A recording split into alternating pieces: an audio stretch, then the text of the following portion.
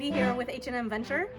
Like and subscribe and check the bell for notifications. I did a video about 2 years ago. We walked around the inside and talked about some of the things we liked about the trailer, some of maybe the things we didn't like, and some upgrades that we took care of. And today, Mario and I are going to walk around and we're going to show you the upgrades to the outside of the trailer. Come take a look. A couple months ago, we went camping and we noticed that our propane was leaking. And it was very, very obvious. Yet it was a very, very strong smell of gas.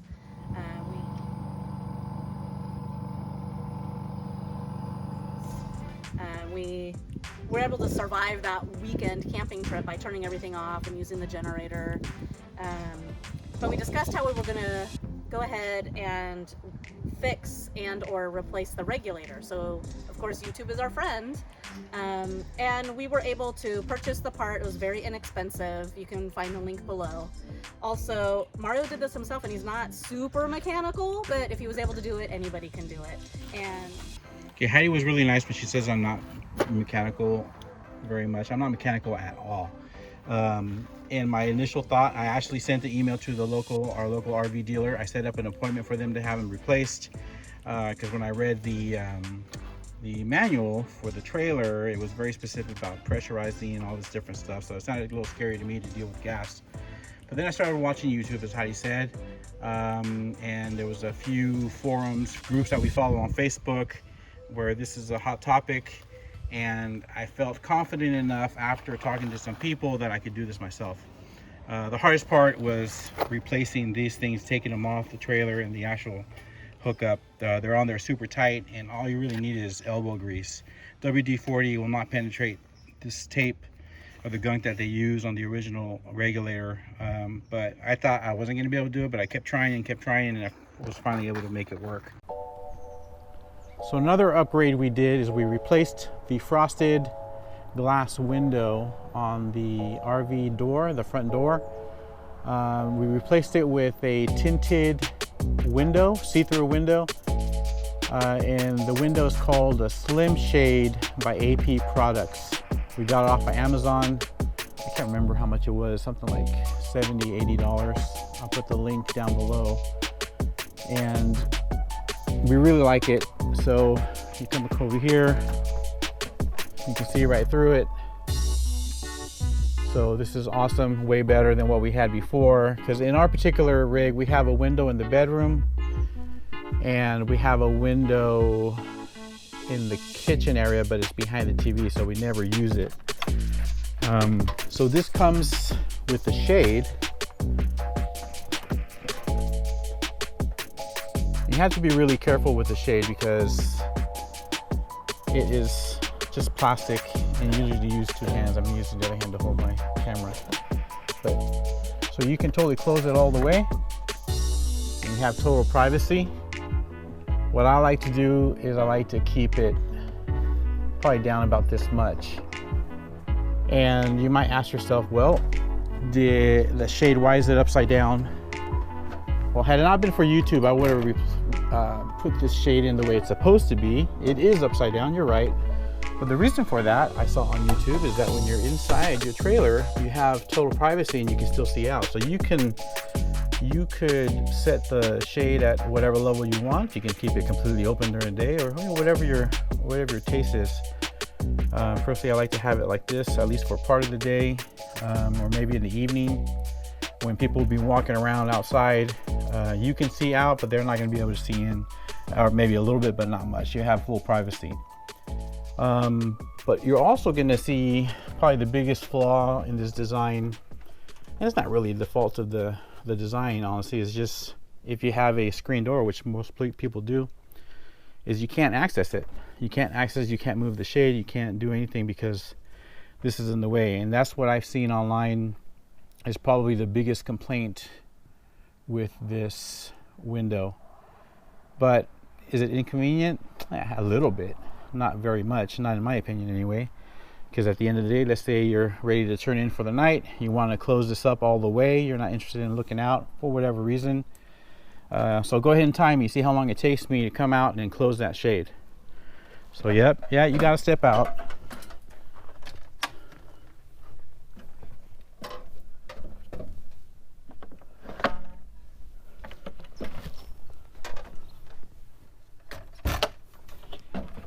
Now it's completely closed. You close your door. Looks like it shows a little bit, but that's not too bad. Anyway, what did that take me? All about 10-15 seconds. It's really not that big a deal. So for me, it's worth it putting it upside down. Not a big deal at all. So one thing I wanted to point out is that this window, there are some RV windows that have the 16 screws all around. So basically the glass gets sandwiched between this frame and the frame on the other side. Ours did not come with the screws, so I was curious as to how am I going to remove it. Of course, YouTube is your friend, as we've said before. So I looked up YouTube and found out that the window that I had, the frame, had some slots up and down all around where you could stick a shim inside. So some people use shims. Some people said that they've used plastic knives, you know, picnic supplies, plastic knives.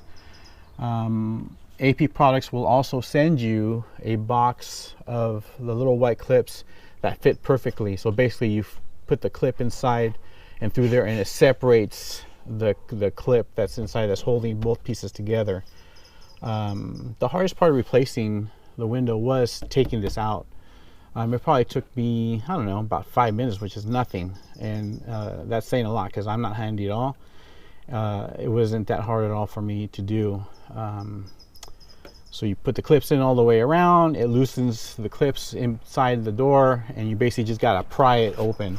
You just gotta pry it and just make your way around the window until it comes loose.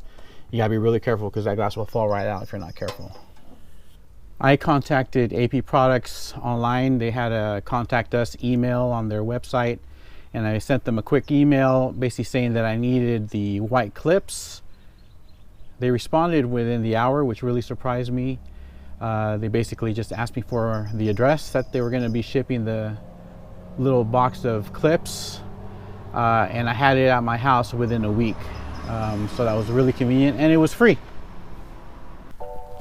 Another upgrade we did is we bought this, the LevelMate PRO. A good friend of ours, Tim Bunting, has one for his Airstream and he loves it, so he told us about it, and I heard about it before but never really looked into it until I heard it from him. So we bought this. This is the LevelMate PRO. They also make the LevelMate PRO Plus, and that's about 200 bucks, I think, or close to $200. This one was a 140. The difference between the two, I believe, is the other one. There are two differences. The one difference I remember is that you are able to access the app through your Apple Watch, which I do not have. And whatever the second one was, wasn't important enough for me to spend the extra money. So we went with this one and we're happy with it. So I decided to install this in our basement area, as you can see. It's a little closer to the front of the trailer, which is closer to my truck, and I'll show you why that's important in a little bit. But right now I'm going to show you what the basic setup is. This is not a how-to video. I'm not going to go through every single step. I'm just going to give you the basics on how we set this up. So part of the setup includes using a regular level to level your trailer as best you can. It's kind of hard to see, but the bubble is pretty much right in the middle.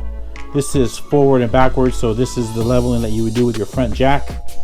And I'm going to switch this around to show you where we're at here. Again, harder to see, but again, pretty much right in the middle. And that is the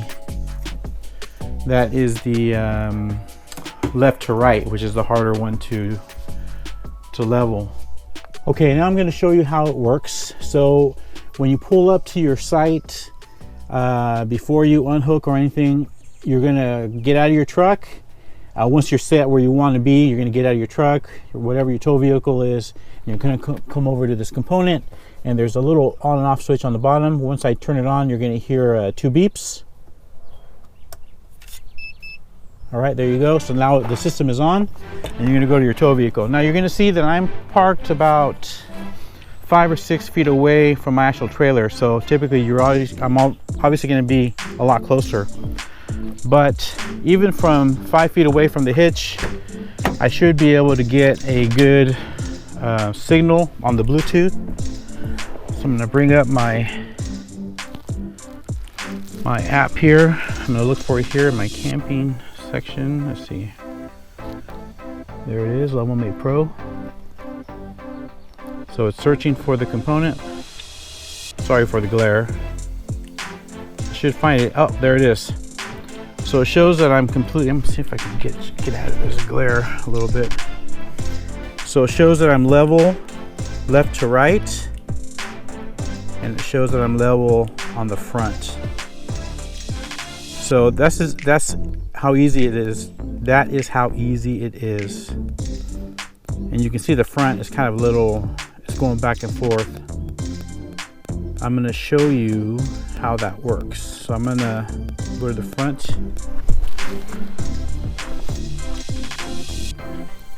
And I'm gonna mess with the front jack so you can see. So there is, hopefully you can see it okay. Put this over here. So I'm gonna focus on the front. And I'm gonna mess with the front jack here.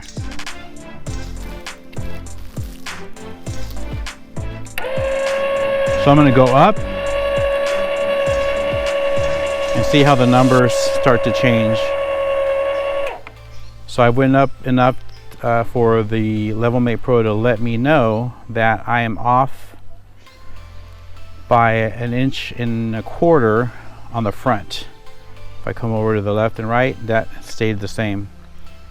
So if I'm out here leveling it, then I'm going to mess with the front jack until I get it to 0.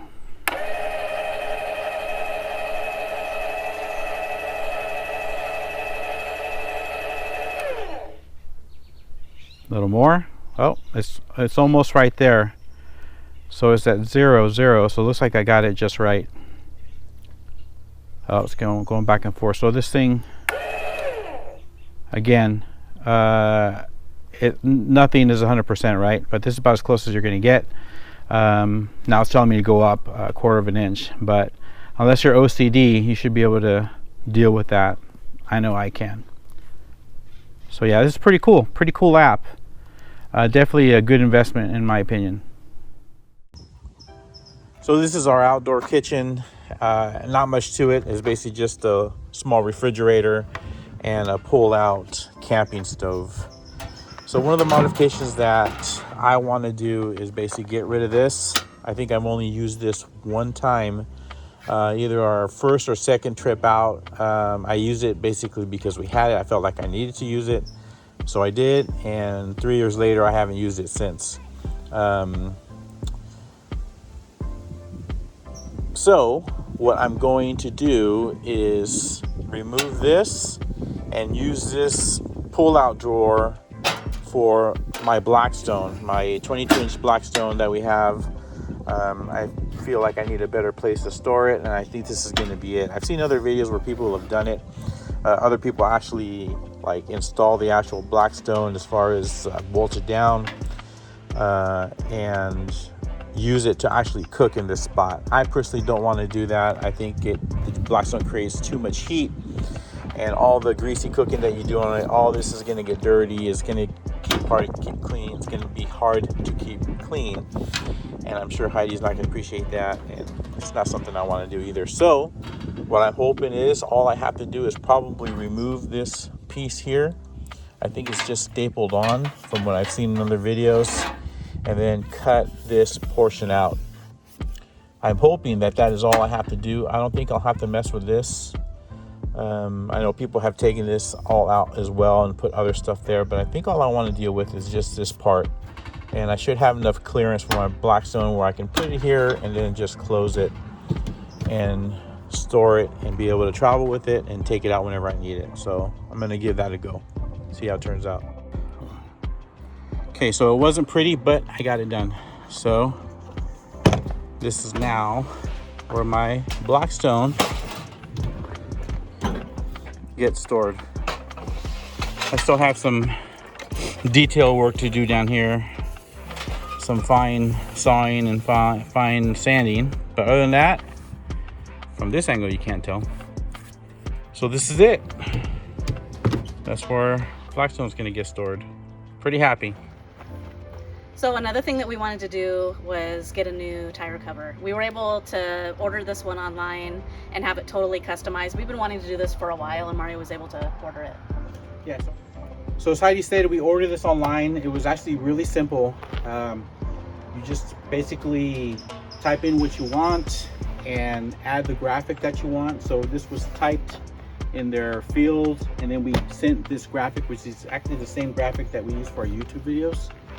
And we've been talking about doing this for a while. We've been talking how we're gonna put something on our trailer to promote our YouTube channel. We talked about whether putting some sign up here on this section of the trailer or this section, and we decided this would be the best thing. And we're really happy that we did that. The process was super fast. I think we got it within 2 weeks. We actually got an email 3 or 4 days after I submitted the information with 2 different types of proofs, different colors. This is the one that we wanted to go with. This is the original. We did like the other one a lot, but it's not our actual logo. I sent the approval, and I got the email that same day saying we'll get right on it, and it arrived at our doorstep within the next 3 or 4 days. So super simple. We're really happy that we did it. Yeah, we think it looks great. So if you see us on the road, honk and wave. If you see us camping, feel free to come by and say hi. How about you, dear?